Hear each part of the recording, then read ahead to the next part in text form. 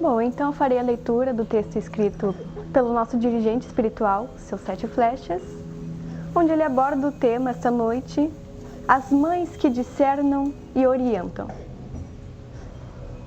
O encontro de hoje tem o propósito de reunir os presentes sob a bênção do Pai Maior, Criador de tudo e todos, para o aprimoramento dos espíritos presentes, sejam estes em plano físico quanto em plano espiritual, para o desenvolvimento e o aperfeiçoamento do pensamento. A espiritualidade superior observa a todos com amor, carinho e compaixão, oferecendo amparo para os anseios e infortúnio das almas. Parabeniza os presentes pela iniciativa de sua doutrinação e pela busca na evolução de suas almas. A reunião desta noite é inspirada pela sublime força que emana das falangeiras de Umbanda, especificamente caboclas de Ançã, Iemanjá, Oxum e Nanã. Essas entidades que se manifestam na força e vibração de Iemanjá, espalhando a beleza do espírito e trazendo as bênçãos do amor. As mães e abas vêm para que os filhos encontrem o aprendizado. Elas atuam para trazer as lições sublimes, como o autoconhecimento e a valorização que deve ser ofertado a si mesmo. Elas ensinam a fazer verdadeiras escolhas, que não são baseadas em sentimentos passageiros, como ansiedade, medo, raiva ou falsas certezas. O papel das mães na Umbanda é trazer a verdade à luz, oferecendo orientação e discernimento sobre as escolhas da vida. Elas representam as escolhas, diferentemente de Pai Ogum, que traz os caminhos, ou Pai Xangô, que traz a clareza. As mães buscam oferecer uma visão mais clara e profunda sobre o indivíduo e o universo ao seu redor. Ao se refletir no espelho de Oxum, o filho deve enxergar não apenas o reflexo físico, mas a si mesmo e as verdades que guarda no fundo do ser.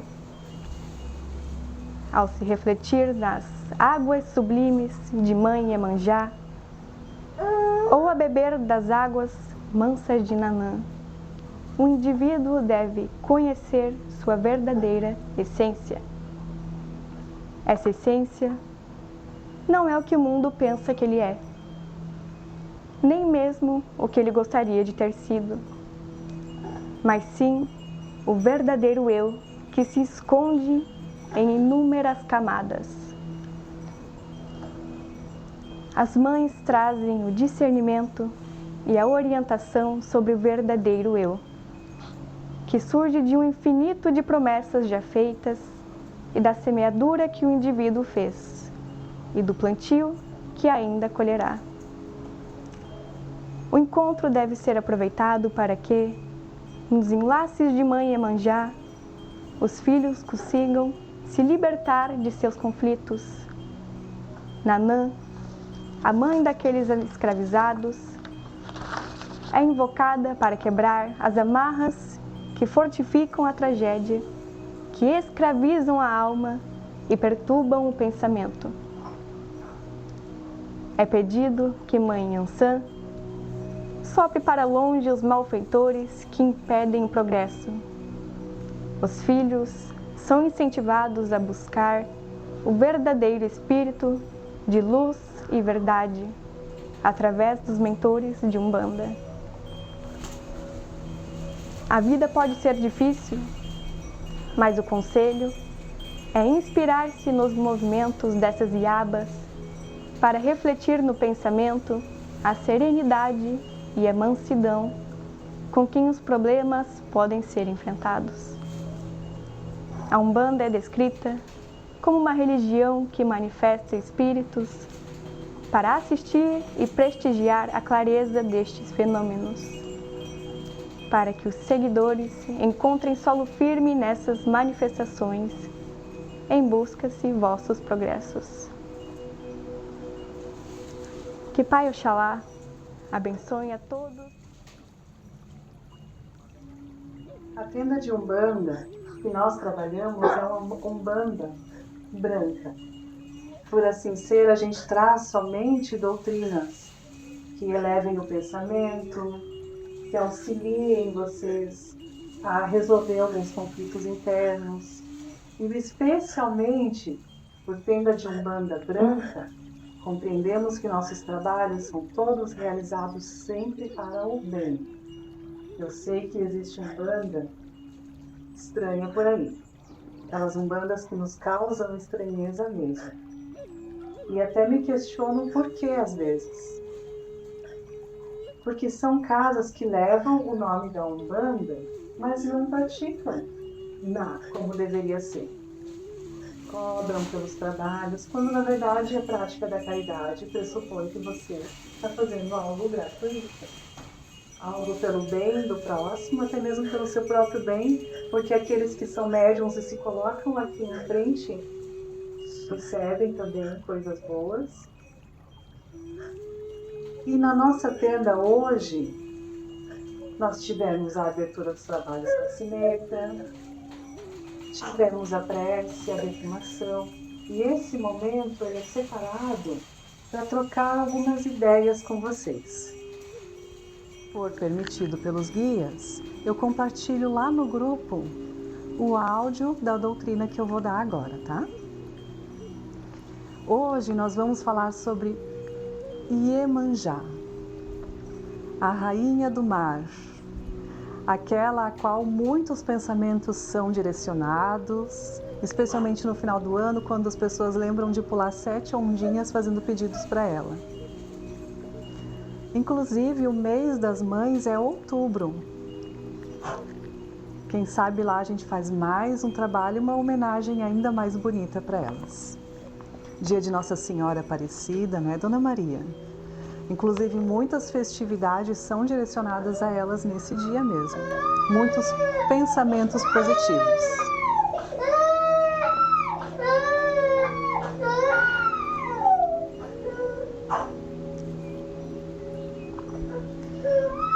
E no início do texto,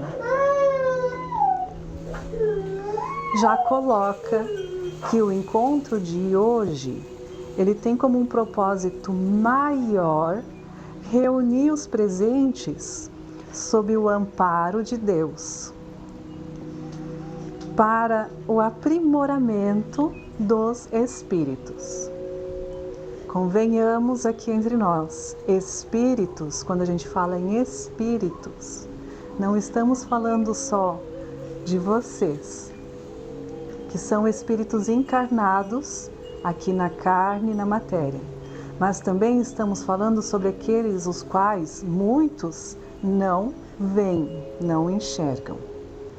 Hoje à tarde eu acendi uma vela, fui psicografar esse texto junto com o meu mentor, e ele já me orientou, ele já me advertiu que no trabalho de hoje, por ser um trabalho de Iemanjá, muitos problemas que estão lá no fundo do oceano, aqueles mais íntimos que a gente guarda lá no fundo do nosso coração, em 7 camadas, acabam vindo ao raso hoje.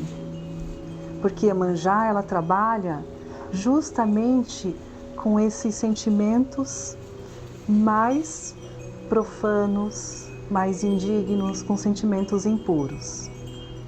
Iemanjá, ela vai e traz lá do fundo do mar, aqui para o bem raso, aquilo que a gente precisa trabalhar.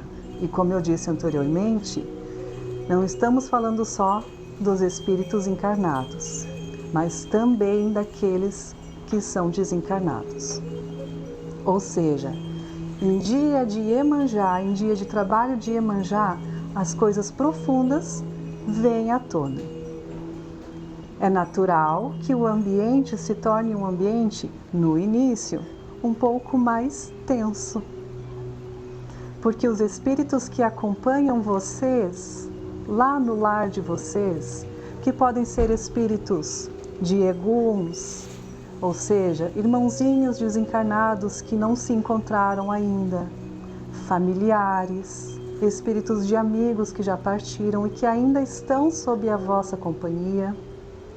Podem ter espíritos mais agressivos, mais violentos na companhia de vocês, porque alguém enviou, às vezes um inimigo, alguém que não deseja o seu bem, pensa em você de uma forma prejudicial e na sua companhia acabam, por vezes, vindo espíritos sombrios.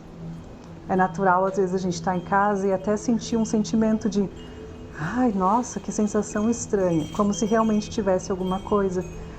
E às vezes vocês vêm aqui na tenda, eles não os acompanham. Mas em dias de trabalhos, que são trabalhos de acolhimento às almas, de receber estes espíritos e esses sentimentos mais profundos, é natural que eles sejam convidados a vir participar e aceitem esse convite.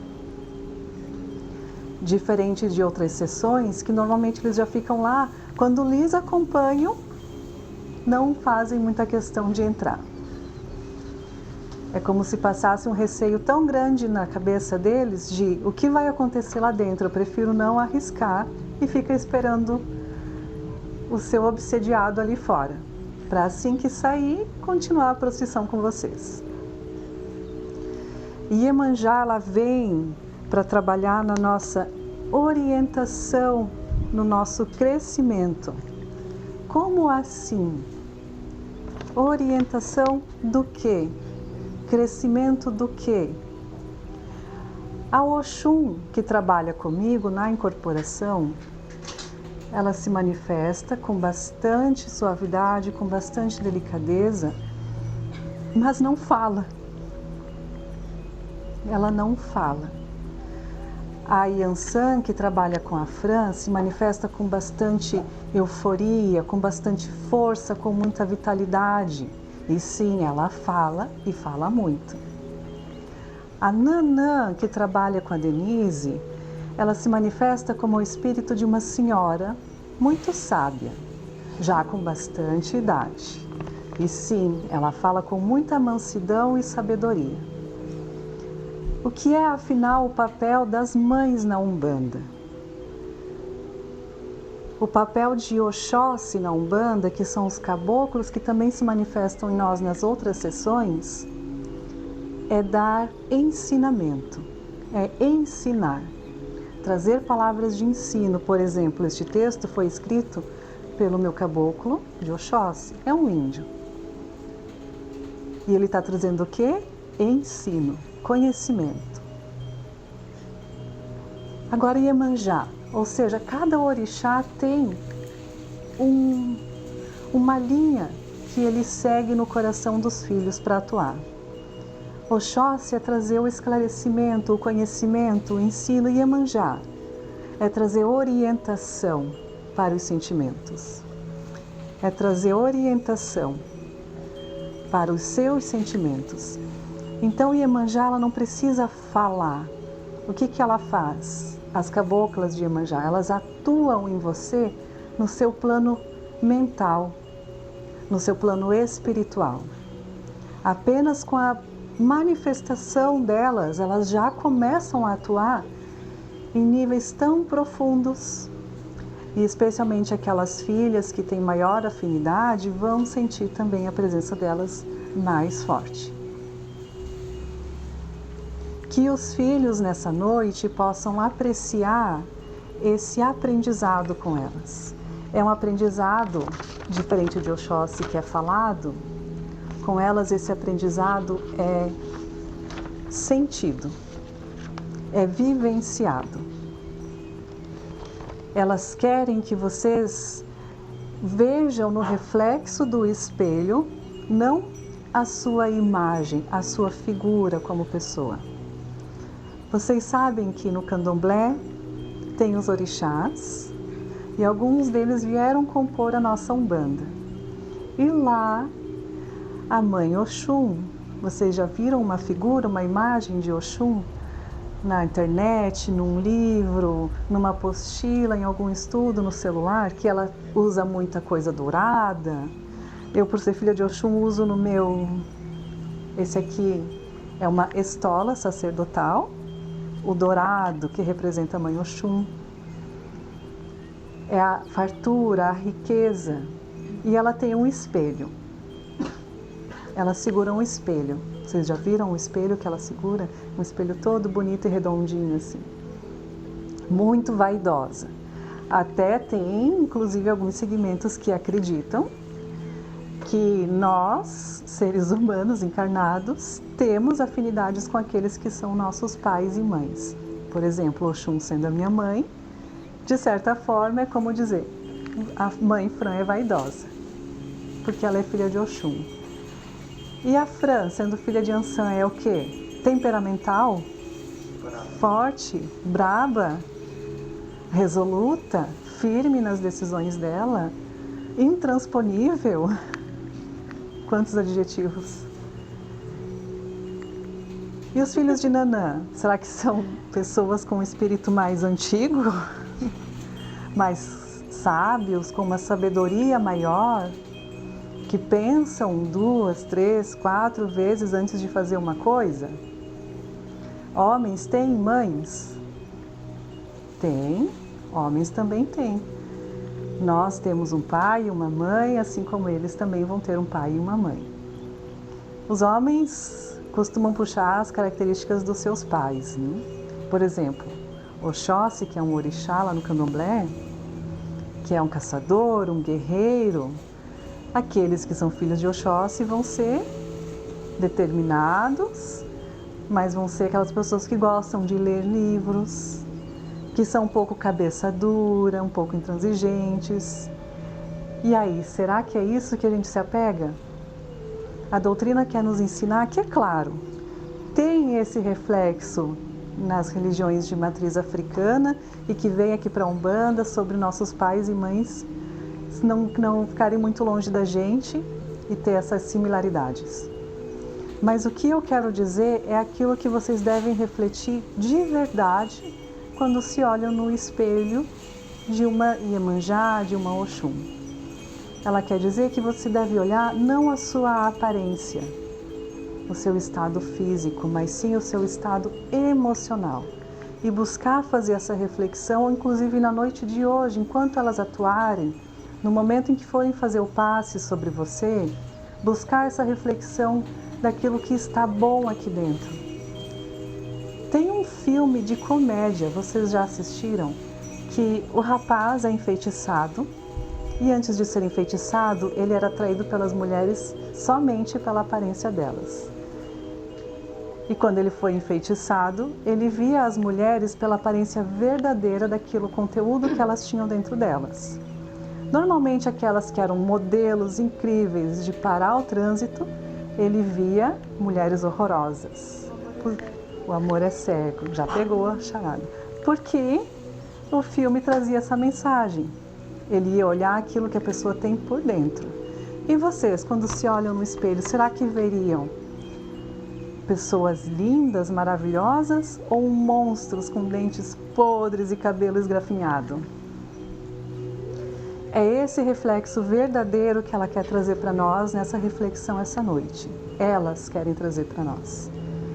Sobre modificar aqueles padrões que não estão tão bons e reconhecer.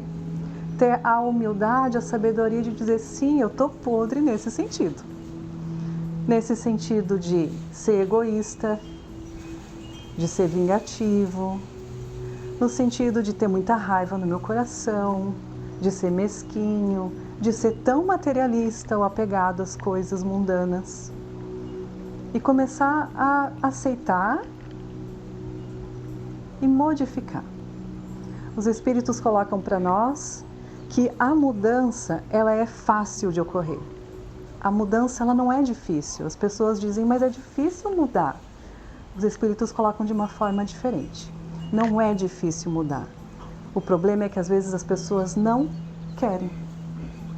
falta a vontade de mudar. E espero que nessa noite elas consigam inspirar essa mudança em vocês, para que saiam daqui ainda melhores, ou pelo menos com motivação de ser melhores para nós, para si mesmo, para os seus amigos, para os seus familiares. Dito isso, desejo a todos que tenham um bom aproveitamento deste momento da sessão, que agora é chegado, de chamarmos as mãezinhas.